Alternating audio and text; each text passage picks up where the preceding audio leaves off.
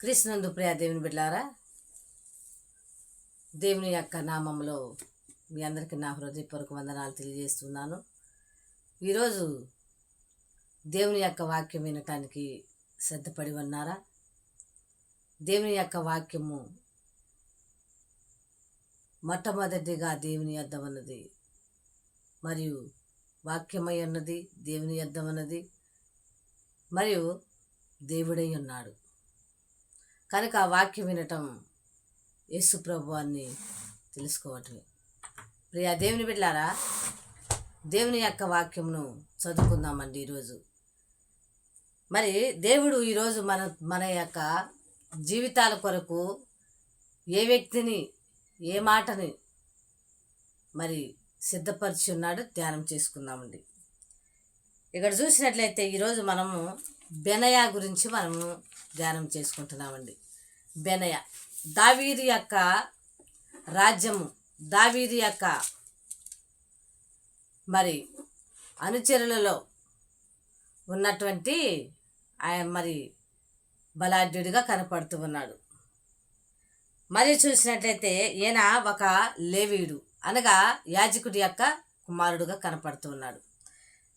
మరియు ఈయన యోధాలోని కబ్సయేలు ఊరివాడగు యెహోయాదా కుమారుడు. ఈయన యాజకుడు, ఈయన తండ్రి.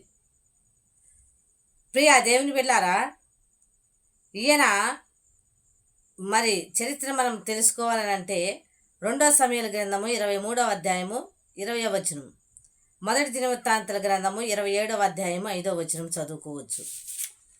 అయితే ప్రియ దేవుని బిడ్డలారా, మరి 1 దినవృత్తాంతాల గ్రంథము 12వ అధ్యాయము 27వ వచనం చూసినట్లయితే బెనయా యొక్క సాహసం ఇక్కడ కనపడతా ఉంది. తన యొక్క బలము గురించి వ్రాయబడతా ఉంది. ఆయన ఎంతటి పరాక్రమశాలో ఇక్కడ కనపడతా ఉంది.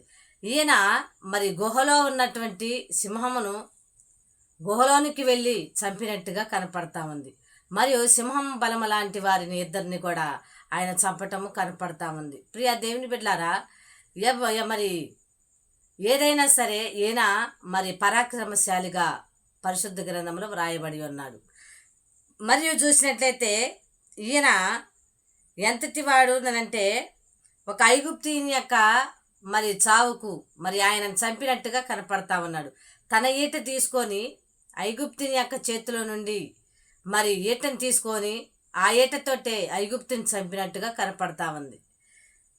ప్రియ దేవుని బిడ్డలారా, మరి 2 సమూయేలు గ్రంథము 23వ అధ్యాయము 20వ వచనము 21వ వచనము, మొదటి దినవృత్తాంతాల గ్రంథము 11 అధ్యాయము 22వ వచనం నుంచి 23వ వచనం వరకు. అయితే దావీదు దేహ సంరక్షణ యొక్క కెరీతీలు పెలీతీలకు అధిపతి అయి ఉండెను. దేహ సంరక్షణకు ఉన్నారు దావీదు మహారాజుకు. అయితే వారిలో ఒకనిగా కనపడుతున్న అధిపతిగా ఉన్నాడు.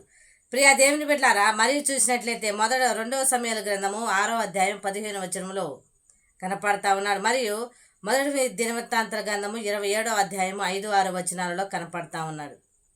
ప్రియ దేవుని బిడ్డలారా, అబ్షాలోము తండ్రి మీద తిరుగుబాటు చేసినప్పుడు మరి ఈ యొక్క బెనయా కొంతమందిని దేహ సంరక్షణ అందరితో కలిసి వచ్చి నమ్మకముగా ఆయన పూజించాడంట, సేవ చేసుకున్నాడు. దావీదు మహారాజుని ఓదారుస్తూ మరియు నెమ్మది కలిగిస్తూ, ఓదార్పు మాటలు, ఆదరణ మాటలు కలిగిస్తూ మరి ఓదార్చినట్టుగా వాక్యం కనపడతా ఉంది. మరి 1 దినవృత్తాంతాల గ్రంథము 27వ అధ్యాయం 5, 6 వచనాల్లో కనపడతా ఉంది. మరి 2 సమూయేలు గ్రంథము 15వ అధ్యాయము 15వ వచనము చదువుకుందాం. మరియు 20వ అధ్యాయము 25వ వచనము. ప్రియ దేవుని బిడ్డలారా, ఒకటి ఈయన బలాఢ్యుడు మరియు పరాక్రమశాలి, మరియు చూసినట్లయితే నమ్మకముగా రాజు వద్ద నమ్మకముగా ఉన్నవాడు. దావీదు మహారాజు దగ్గర మరి నమ్మకంగా ఉన్నాడు. మరియు సొలొమోను యొక్క రాజ్యములో కూడా ఈయన కనపడుతూ ఉన్నాడు. సొలొమోను చక్రవర్తి యొక్క మరి రాజు యొక్క కాలంలో ఈయన మరి ఆ యొక్క రాజు చెప్పినటువంటి మరి పనిని ఈయన చేసినట్టుగా కనపడుతూ ఉన్నాడు. ఒకటి అదోనియాను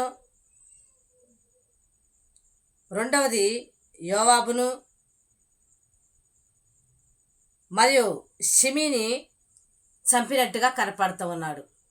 యోవాబు యొక్క స్థానములో చేర్చబడినటువంటి వానిగా ఉన్నాడు. ప్రియ దేవుని బిడ్డలారా, దేవుడు నిన్ను పిలిచినటువంటి పిలుపుకు నీ బలమును, నీ జ్ఞానమును, నీ యొక్క మరి స్థితిని దేవుని ఎదుట నువ్వు కనపరుస్తూ ఉన్నావా? మరి ఇక్కడ బెనయా అయితే రాజు యొద్ద నమ్మకంగా మరి ఉన్నాడు. బలాఢ్యుడే, కానీ యుద్ధశూరుడు మరియు ధైర్యశాలి. మరియు చూసినట్టయితే ఆయన పరాక్రమశాలిగా ఉన్నాడు. ప్రియ దేవుని బిడ్డలారా, నీ జ్ఞానము, నీ బలము, నీ ధనము, నీ సర్వము కూడా దేవునికి అర్పిస్తూ ఉన్నావా? దేవునికే అంకితము చేస్తూ ఉన్నావా?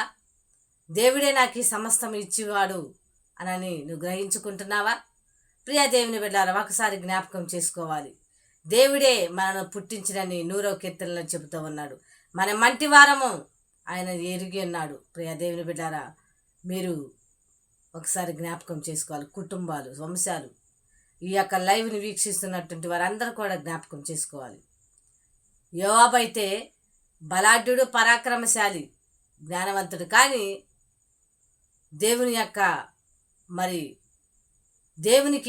దేవుని ఎదుట భయభీతులు లేనటువంటి వాడిగా ప్రవర్తించిన వాడుగా ఉన్నాడు. ధైర్యం ఉన్నది, ధైర్యశాలి, పరాక్రమశాలి, కానీ తన యొక్క జీవితము అంతమైపోయింది, చంపబడ్డాడు. ప్రియ దేవుని బిడ్డలారా, ఇక్కడ బెనయాను చూసినట్లయితే దావీదు మహారాజు యొక్క రాజ్యములో ఉన్నాడు, అధిపతిగా ఉన్నాడు, దేహ సంరక్షకులకు యొక్క వరుసలో ఉన్నాడు. మరియు చూసినట్టయితే దావీదు యొక్క కుమారుని యొక్క రాజ్యము పరిపాలనలో కూడా ఈయన ఉన్నట్టుగా కనపడుతూ ఉన్నాడు. ప్రియ దేవుని బిడ్డలారా, ఎన్ని తరాలు ఉన్నా కూడా, ఎన్ని సంవత్సరాలు నీకు వచ్చినా కూడా దేవుని ఎదుట నువ్వు నమ్మకంగా ఉంటున్నావా? నీ బలమును దేవుని కొరకు ఉపయోగిస్తూ ఉన్నావా? నీ యొక్క జ్ఞానము దేవుని కొరకు, దేవుని యొక్క వాక్యము చదవటానికి, ప్రార్థించటానికి నీ జ్ఞానమును ఉపయోగిస్తూ ఉన్నావా? ప్రియ దేవుని బిడ్డలారా, ఈ యొక్క బెనయా యొక్క జీవితము అద్భుతంగా కనపడతా ఉంది. ఆయన పరాక్రమశాలి, ధైర్యశాలి, కానీ దేవుని యొక్క జీవగ్రంథంలో రాయబడినటువంటి బెనయా. నువ్వు కూడా బెనయాలాగా, ప్రతి ఒక్కరు కూడా, ప్రతి ఒక్క పురుషుడు బెనయాలాగా ఉండటానికి, దేవుని యొక్క సంఘములో, దేవుని యొక్క మరి పరలోక రాజ్యములో, దేవుని యొక్క మరి సన్నిధిలో నీవు నమ్మకముగా ఉండటానికి, ఆయనకు సేవ చేసే మరి భక్తుల వలె నమ్మకంగా ఉండటానికి సిద్ధపడతావా? ఈ క్షణమందు ఈ యొక్క దినము నీ కొరకే, ఈ యొక్క వాక్యము నీ కొరకే. బెనయాలాగా నీవు కూడా ధైర్యంగా ఉండి నీ జ్ఞానమును దేవుని కొరకు ఉపయోగించటానికి ఈ క్షణం నుంచే సిద్ధపడు. దేవుడు నీకు అట్టి జ్ఞానమును, అట్టి ధైర్యమును, అట్టి మరి భక్తిని దేవుడు నీకు దయచేసి దీవించి ఆశీర్వదించునుగాక. ఆమేన్. అందరికి వందనాలు.